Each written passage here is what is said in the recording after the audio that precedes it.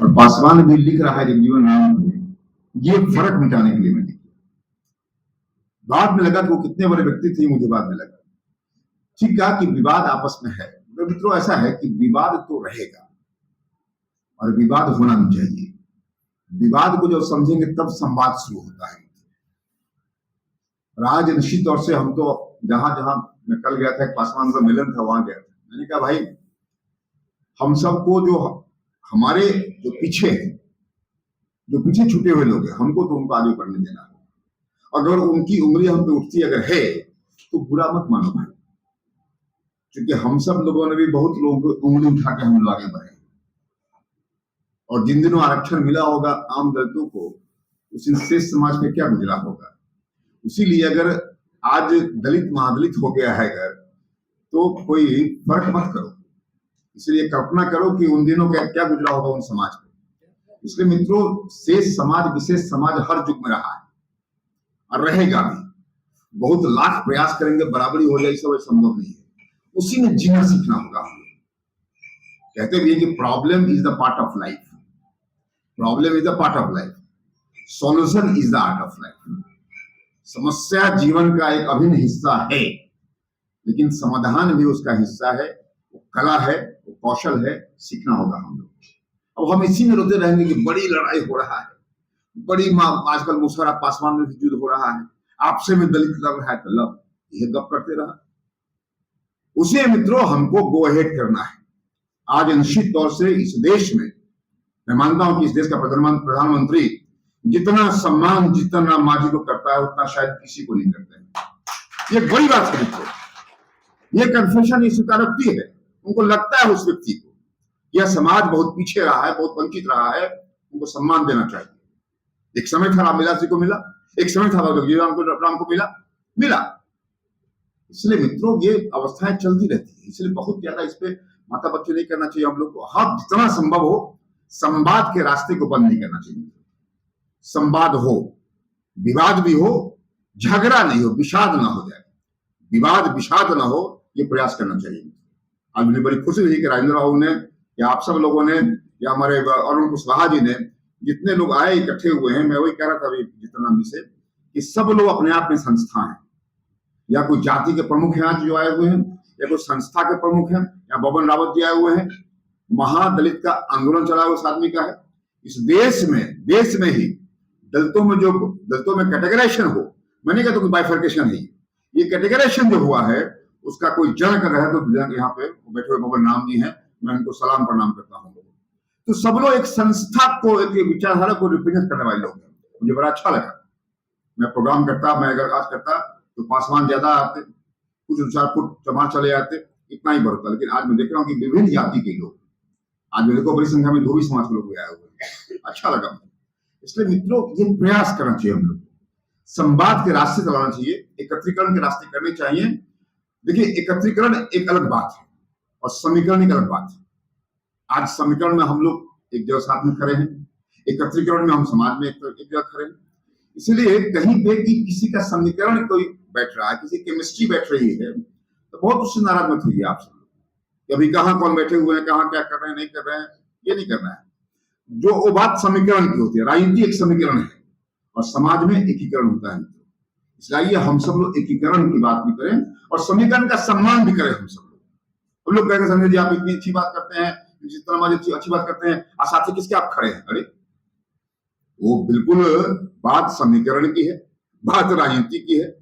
राजनीति में आदमी स्पेस देखता है। इसलिए मित्रों हम सब लोग प्रयास करें कि अधिकाधिक संवाद हो, इंगेजमेंट हो हमारा, हम डायलॉग करें लोगों से, चर्चा करें हम सब लोगों से। इसलिए केवल इतना ही नहीं कि साहब हम लोग को नहीं अमुक बात कह दिया, अमुक बात भाषण में, प्रोग्राम में, उनसे बातें नहीं करना है। इसलिए इस छांटने की जो प्रवृत्ति है उससे बचे हम सब लोग। इसलिए मित्रों आइए हम सब लोग एकाकार होकर के एकत्रीकरण, एकीकरण, समीकरण में फर्क समझे हम सब लोग। पॉलिटिकली कोई कहीं खड़ा हो सकता है और उसको डिफेंड करना उनकी जिम्मेवारी बनती है, मजबूरी नहीं उनकी।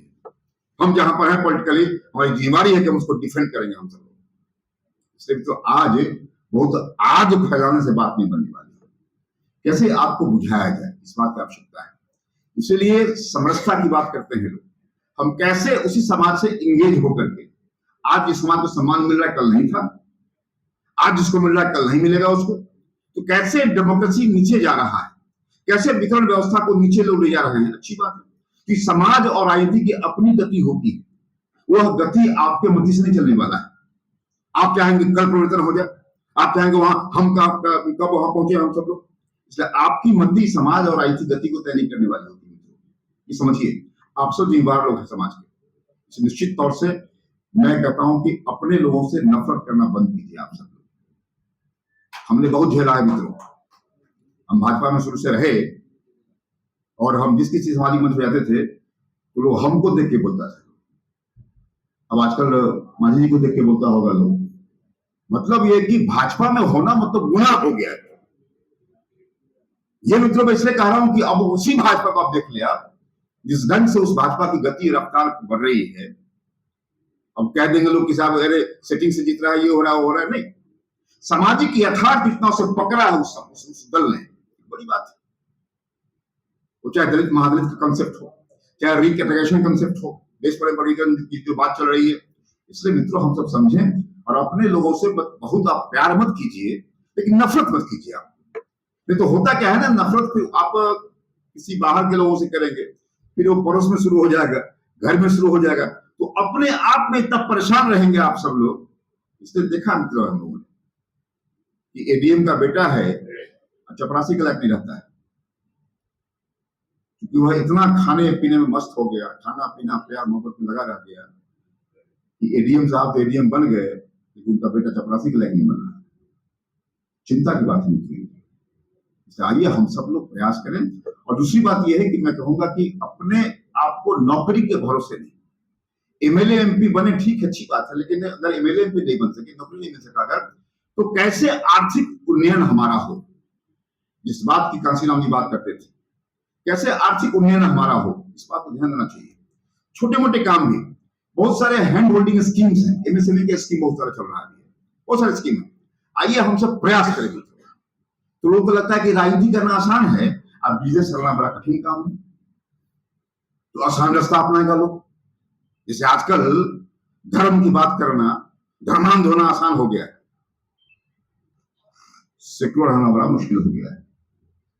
एक समय था सेकुलर होना फैशन था, आज धर्मांध होना फैशन हो गया है।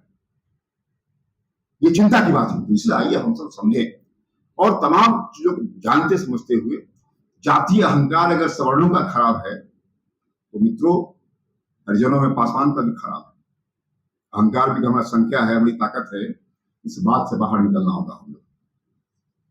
इसलिए मित्रों ये जातीय अहंकार अगर अगले का खराब हो सकता है तो हमारा भी खराब है। इसलिए आइए हम सब लोग कैसे समावेशी बने, सबको लेके चले, हम सब ये प्रयास करना चाहिए। आज संजीवन नाम की जयंती के अवसर पर हम सब तय करके कि हम सब लोग इकट्ठे हो और बहुत चिंता उन बातों में मत करें जिन पे चिंता बहुत लोग कर रहे हैं।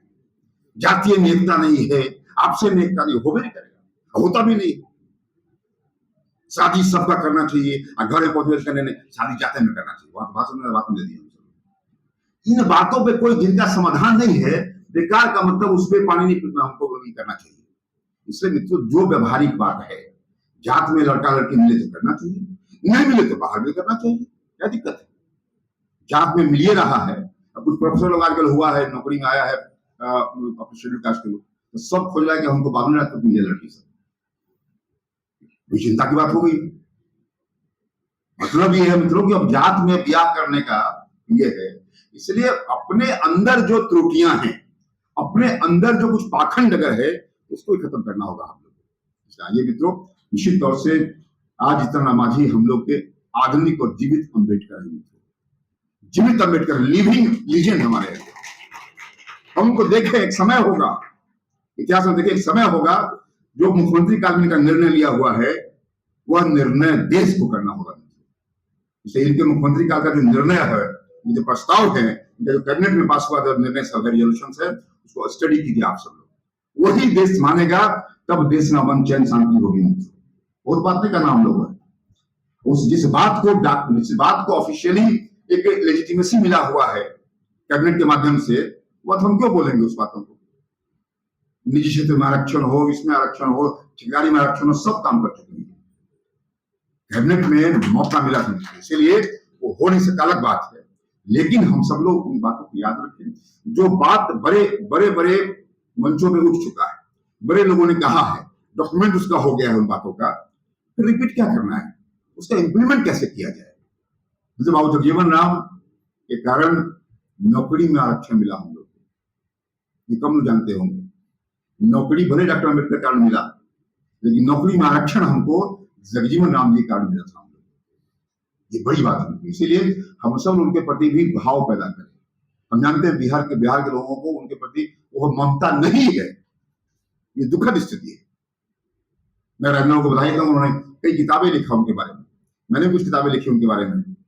लेकिन मित्रों, हम सब लोग जानते हैं, कल को बाबू इनको भी, हमारे मांझी साहब को भी पढ़ना समझना शोध करना होगा हम लोग को। और हमने कहा कि जीवंत अम्बेडकर और बाबू जगजीवन राम, आइए हम उनके जीवन पद्धति को सीखें, उनके अनुशासन को सीखें, उनके तौर तरीकों को सीखें। हम सब लोग उनका जो लचीलापन है, उनकी जो सहिष्णुता है, वो हमारा भी सौंदर्य बने, हमारा भी चरित्र निर्माण में सहायक होगा। इसलिए मित्रों, बहुत ज्यादा नहीं बोलते हुए आज बाबू जगजीवन राम के प्रति सदा सुमन अर्पित करता हूँ, अपनी वाणी में विराम देता हूं।